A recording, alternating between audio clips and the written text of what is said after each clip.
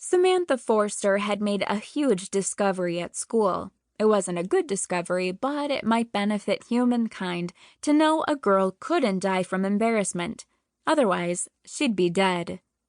As Sam trudged into the kitchen at Riverbend Ranch, she heard the vacuum cleaner sucking at the rugs in the rooms upstairs. Outside, only the horses had greeted her. Dad and the cowboys were out on the range. Her stepmother, Brianna, was at work, and Graham was vacuuming upstairs. For a while, she was alone with her humiliation, and she was glad. Sam slumped into a chair. She closed her eyes. Next, she buried her face in her hands. Nothing helped. She could see the scene in journalism class as if it were still happening. Mr. Blair, her journalism teacher, had ordered everyone who wanted to be an editor next year to apply for the position. Sam had sort of wanted to be photo editor, and RJ, the editor-in-chief, had urged her to apply. So she'd filled out the form, but that wasn't enough for Mr. Blair. He'd insisted applicants explain to the class aloud why they should get the jobs. Today, when Sam had gasped at the announcement, someone nearby had whispered, "It's not like he didn't tell us." Sam hadn't turned to see who it was because the British lilt in that voice meant it could only belong to Rachel Slocum. Wealthy, conceited, and unfairly pretty, Rachel loved seeing Sam suffer. Sam tried not to give her that pleasure. Besides, it wasn't like she was afraid to give a talk. Just a couple of weeks ago, Sam had overcome her fear of public speaking to make a presentation to the student council. This should be even easier. At least that's what she told herself. True, she wasn't prepared, but all she had to do was think of 3 main points. It had worked before. Easier still, she could just listen to what everyone else said and do something similar. Then Mr. Blair had called on her first. Quickly, she'd flipped her fingers through her auburn hair and straightened her shoulders inside her teal blue sweater. She glimpsed RJ giving her a thumbs-up signal across the room as she began. "I want to be photo editor because I'm a visual person, a hard worker, and..."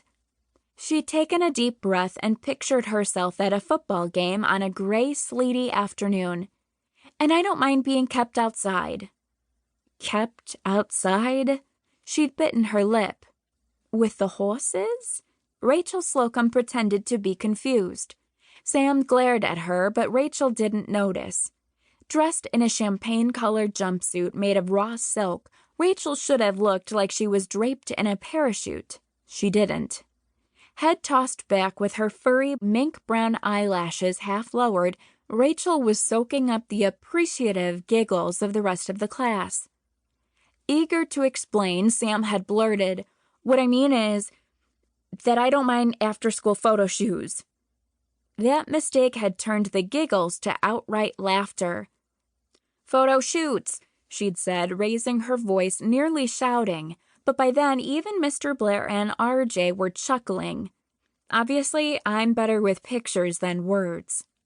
Wasn't that just a little bit funny? Apparently not, because the laughter dwindled. As it did, Sam saw RJ pointing forcefully at a clipping tacked to the class bulletin board. Got it. RJ's support had helped erase a bit of her embarrassment. She'd smiled and opened her mouth to remind her classmates she'd not only had a photograph published in a real newspaper, but she'd won second prize in the night magic contest. But before she pronounced a syllable, Rachel spoke up again. "Quit laughing. She was kicked in the head by a horse, you know." Rachel's words had oozed with false sympathy, and the entire room had gone silent. "Not funny, Slocum," Mr. Blair snapped. "Let's go on to the next applicant." "That would be me," Rachel said smoothly. She walked to the front of the classroom instead of speaking from her seat. "I'm sure someone is bound to point out that I'm not an experienced photographer." Rachel tilted her head Sam's way. "But working with advertising, I've developed a sense for how things look on the page. More importantly, I've got big plans for dispensing with that old-fashioned photo lab."